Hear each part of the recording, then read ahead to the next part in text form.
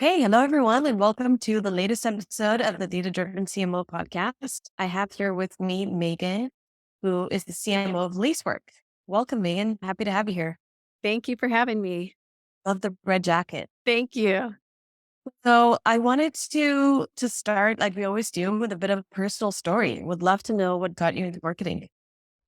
Yeah, I graduated as computer science and started out as an IT engineer and did that for a few years and thought, I should go back and get my MBA because I wanted to go into leadership position and thought that would serve me well. And in the process of getting my MBA, took some marketing courses and really loved them and decided I would take every single marketing class I could take and graduate and transition out of IT into marketing for tech companies. Because I thought I could understand the buyer and the technology. I was comfortable with it.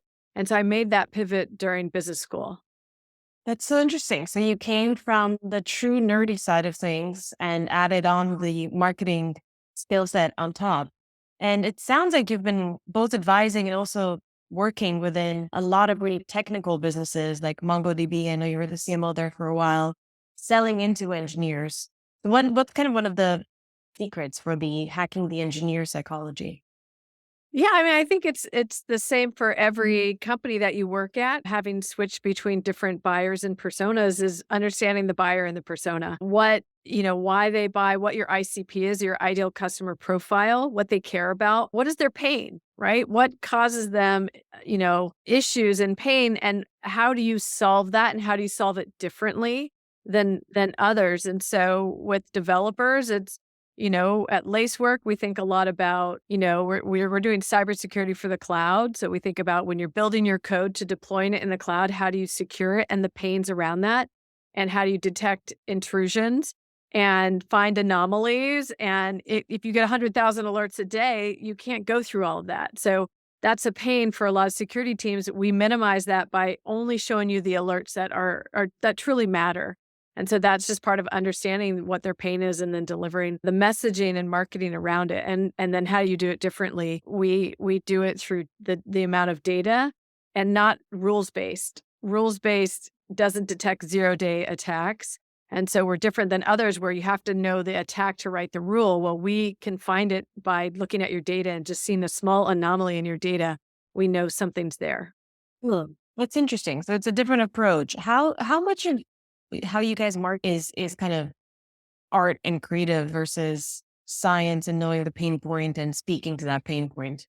It's definitely a balance because, the security market is very fragmented. There's a lot of players. So it's not enough to just understand the pains that everyone is feeling because everyone, if they're smart, is marketing to those pains. So you have to be creative. And part of that is how does your brand different? Where do you find them? How do you put the message out there to lure and to attract them to it? And so that's the fun part of your brand and creativity is doing it differently, whether you show up differently at an event, whether you write content that is just slightly different than what's out there, whether you do a direct mail that gets a door opener that gets their attention. And you don't have to be boring and stodgy. I feel like a lot of the legacy players that we go up against, they're boring. I don't want to read their emails and I have to because I'm, competitive intelligence or whatever, but it doesn't mean you can't have fun writing it and getting their attention and still be credible.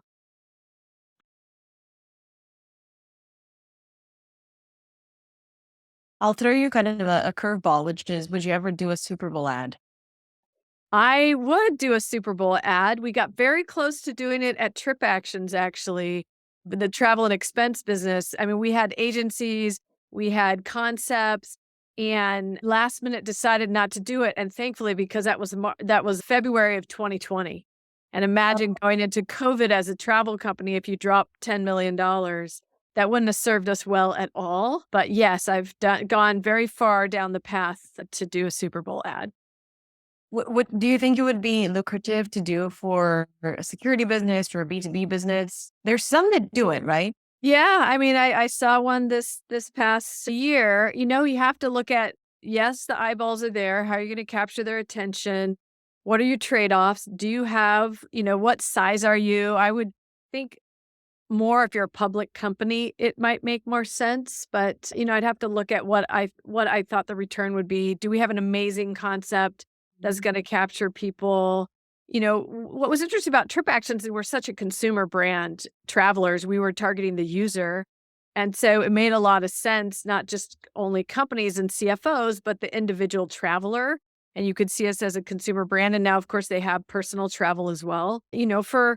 For Lacework, I don't think I would look at doing that this year or even really in the next couple of years. But there certainly are companies that have gone there. If I had a brilliant idea that would get a lot of attention and a bunch of buyers, then yeah, I might change my mind on that.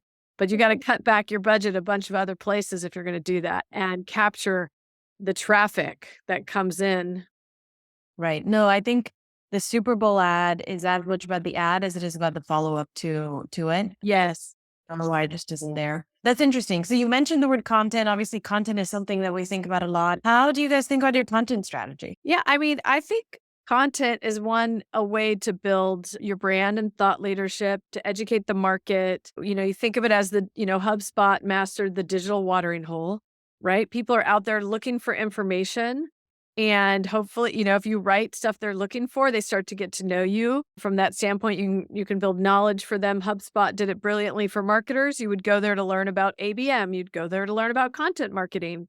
Can you build stuff that will attract the CISO? We're targeting, security leaders, CISOs, dev security ops. And then also from an SEO standpoint, right? What are the terms people are searching on so you can become, you can have authority in that domain or those terms. So you definitely want a strategy around the type of content you're creating, how you promote it. Can you get thought leaders to write it?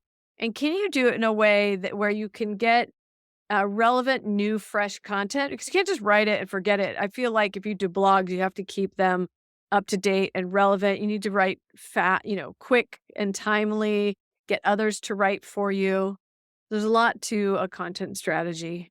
Do you think of the content as a main mechanism for upper funnel, mid funnel, lower funnel, or all of the above? All of it, right? You want to get greenfield, net new people looking for something. Maybe there's a 0-day threat that's out there, or you launch something around composite alerts and they're trying to figure out what that is, right? That would be kind of a fishing lure to bring someone in just to start to learn. But certainly as they're in the funnel, they have questions and they're trying to figure out what you do. And so the content you're putting there, the case studies, they want validation. They want validation that the decision they're making has been done by other customers. Like we have Verifone and Plaid and Shake Shack, one of my favorites. But you want to know that others have bought your solution and found success, and what were the use cases they used it for and the proof points.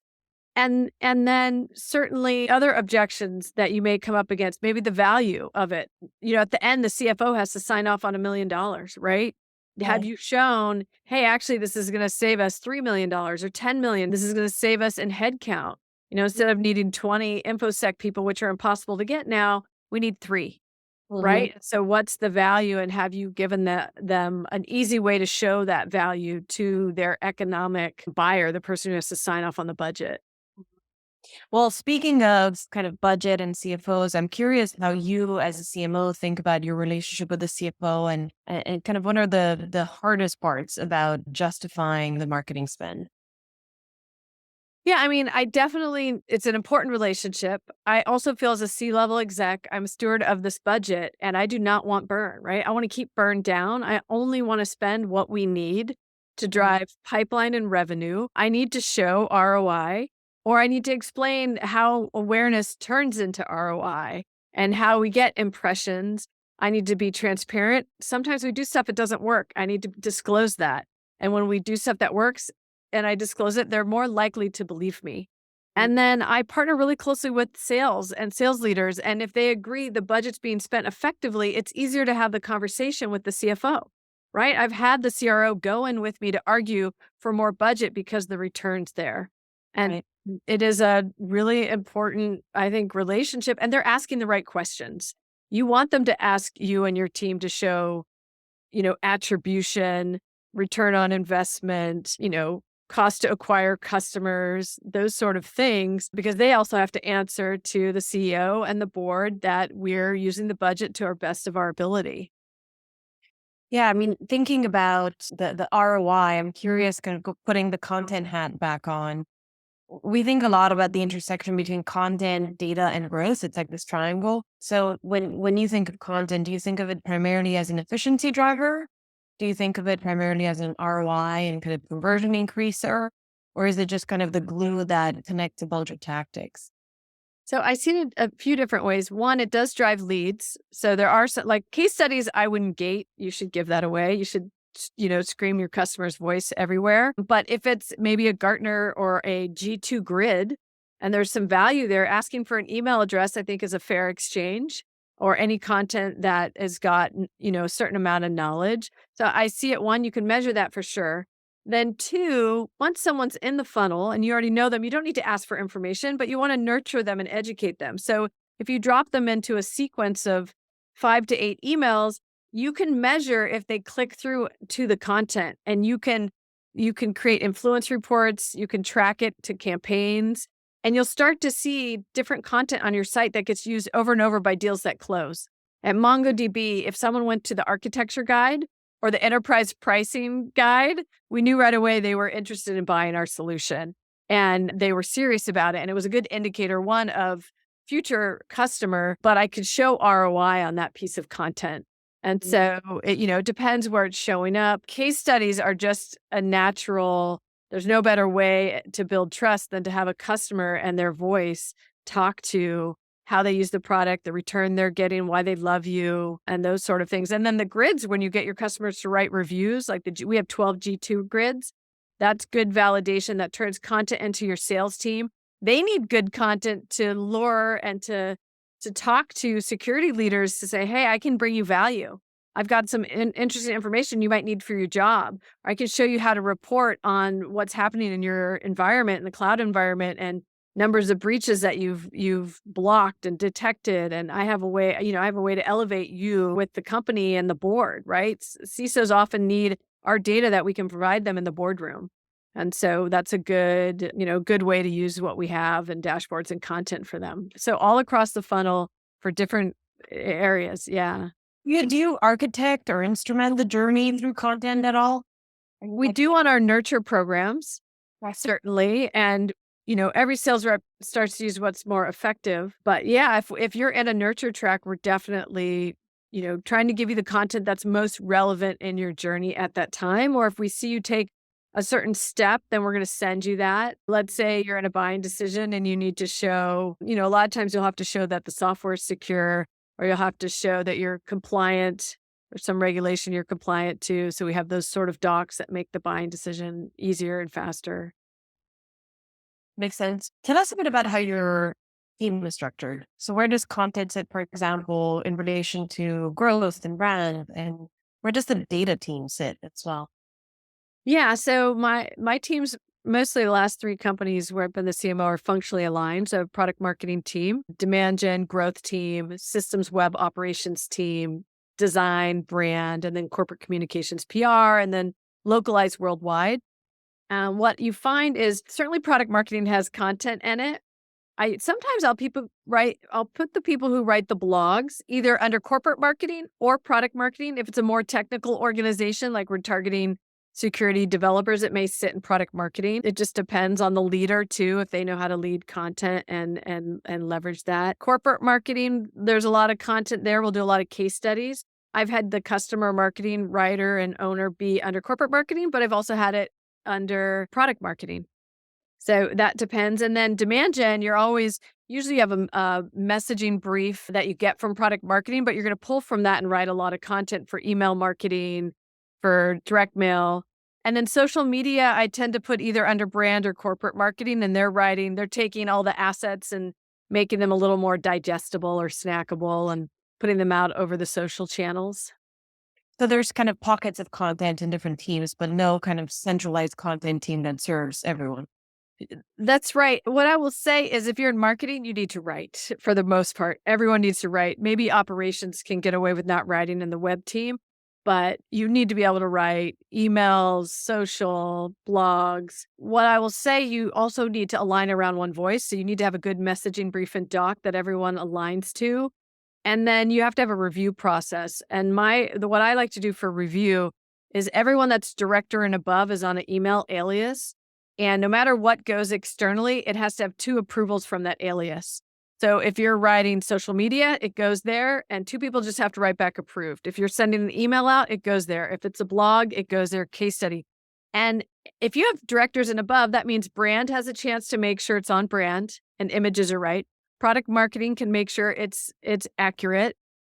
You've got demand gen with best practices. You have people like ops who check the links and the spellings of name and how it looks. And you have some people who look at it on their phone and some people look at it desktop. You will find a ton of your quality issues by just doing that check to an alias and putting it on the writer and the owner of the piece of content to get those approvals. And what about the data and analytics team? Yeah. So uh, we have a separate organization that does data and analytics outside of marketing that we can go to pull stuff here at Lacework. At Trip Actions, our head of PR, Kelly, she was phenomenal. She would go to the data team with the questions she wanted to have pulled, and then she would write the stories and then go pitch it to the media teams because she knew what they cared about. And she would bring data around, travel as it was coming back from COVID. She would show trends. She would talk about where people are traveling. She would get them to pull, like right now, everyone's going there. They want vacation because we're coming out of COVID. Everyone was going to Hawaii or Mexico. And then when the international routes opened up, she would talk about those sort of things. So if you're lucky, you have someone on your team that knows the questions to ask. And then wherever the data resides, they're going to that team to pull it. Interesting. Makes sense. When do you think is the most pressing issue that's facing CMOs today as we look at the next 12 months? Well, certainly if you're in tech, you're seeing a squeeze on the budget, right? Companies are downsized a little bit. They're worried about their burn. It's harder to get cash. So you've got to get your burn down and you've got to, be hyper efficient. You should always be those things. By the way, COVID and then the economic environment should not cause these behaviors. They should be happening anyway, but even more so, you're being efficient, you're prioritizing because you can't do it all. Your people, you need to help them prioritize what they're focused on. And, if you're going up market or enterprise, make sure you're only focused on the accounts you want to bring to sales, right? Your account-based marketing matters a lot, aligning around that and just going after those that matter and really measuring it. Because obviously, if you can't show ROI, you're going to get cut. And then if you have 40 technologies, you're probably paring that down to 30. So understanding and making sure you're getting the most out of every dollar you're spending. Yeah, no, that makes a lot of sense. And it's in alignment with a lot of what we've been hearing from not just tech CMOs, but in particular tech CMOs. Does that mean that there's going to be less investment in brand over the next 12 months? No, I don't think that's the case. I think it depends what your company needs. If your biggest issue is nobody's heard of you, then you're probably you're going to do different things that are going to get you in front of those buyers that may be more brand oriented, but you certainly have to be able to capture them. So it's a balance. I mean, you want to bring people along. There's different stages of investment in brand, but I don't think you can ignore it. And if you don't do a little brand and you only do demand gen, I think you're governing your ability to scale in the future, right? Mhm. You could do those short term, get what you need to feed yourself that quarter. But if you're not doing a little bit investment in brand, the next year you're going to get hurt. And the companies that are able to figure out that balance are going to take market share. Makes sense. What about event marketing?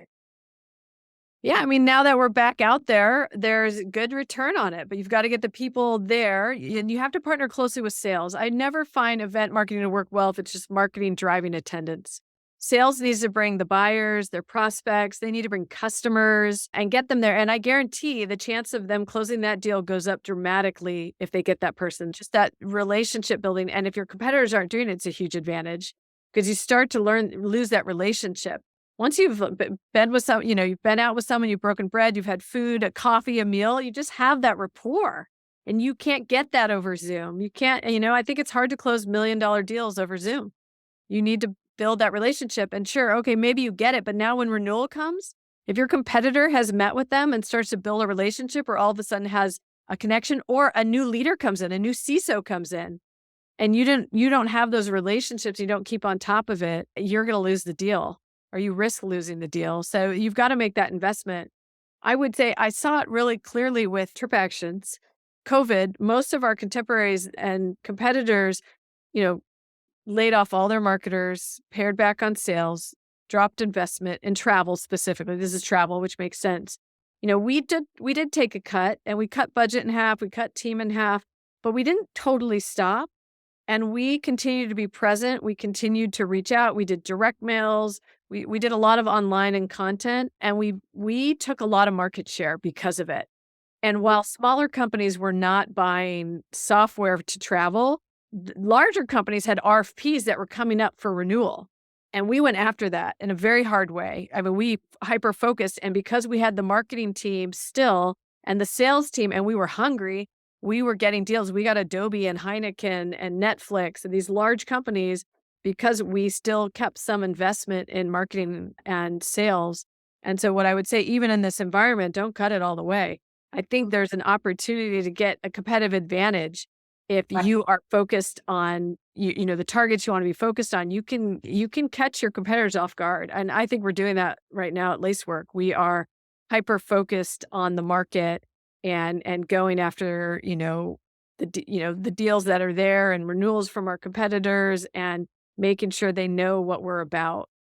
That's awesome. I love that attitude, being hungry and being focused. It's exactly what it is about nowadays. This conversation around Zoom made me think of, I think at the beginning of COVID, we were all jumping on the bandwagon of Hopin and all these kind of event platforms. And it made me want to ask you, what do you think is the MarTech that's going to do well over the next 12 months? And what do you think is the MarTech that's not going to do well, especially given all the kind of COVID change in behavior for marketers? I mean, it's a good question. I'm a heavy user of tech. I don't know, we do have over 40 technologies. I think that in this environment, marketing technology gets cut pretty quickly unless you can show ROI. So any tech that you can't prove you're building pipeline with or closing revenue is going to be hard to hold on to. Things that I think matter a lot for us right now because we have a fragmented space and there's a lot of players are things like the G2 grids, right? Showing the analyst reports and showing your positioning as you're competing for that market share. I think account-based marketing is huge. If you're going to be hyper-focused, the Terminuses of the world, the Sixth Sense, those products matter a ton. I think direct mail, physical things that sit on someone's desk, you're going to open. If I get something, I open it and I look at it. I think that matters a ton. I'm a more in-person events side of it. So I'm less on the virtual events. I've got a little sick of them, and I have to believe a lot of people are. If you don't have a lot of time, they're great. You can hop on, but I don't know how much people are really paying attention to an all day thing. I Yes. think webinars are still great. Webinar technology makes sense. Short snippets make sense. Quick videos, catchy things, social media, all of that. People are still on all those platforms, but I don't know that I want to do an all day virtual event anywhere, but in person, I want to meet people. I want to talk to other CMOs and VPs of marketing. I want to understand what they're using, what are their best practices. So, yeah, I think it's going to depend. Website personalization still matters a ton. Companies like Mutiny that are helping us personalize in bulk and optimizing your paid search. Companies like those that are understanding the user behavior on your website, I think matter a ton. You want to continue just to optimize your spend. Mhm. Makes a ton of sense. Well, thank you. This was awesome. I guess my final question is what other advice do you have for marketers as they're looking at the next 12 months? Yeah, I would say focus on your customers 100%, right? A lot of this focus is on renewals. Don't lose the ones you already have. So the life cycle marketing is going to matter a ton because it's much harder to get net new. It's much more expensive than to keep them. So write those nurture programs, follow up with them. That's what I'd be focused on the renewal side. Awesome. Thank you so much, Megan. This was a great conversation. So much wisdom. Really appreciate it. Happy to be here.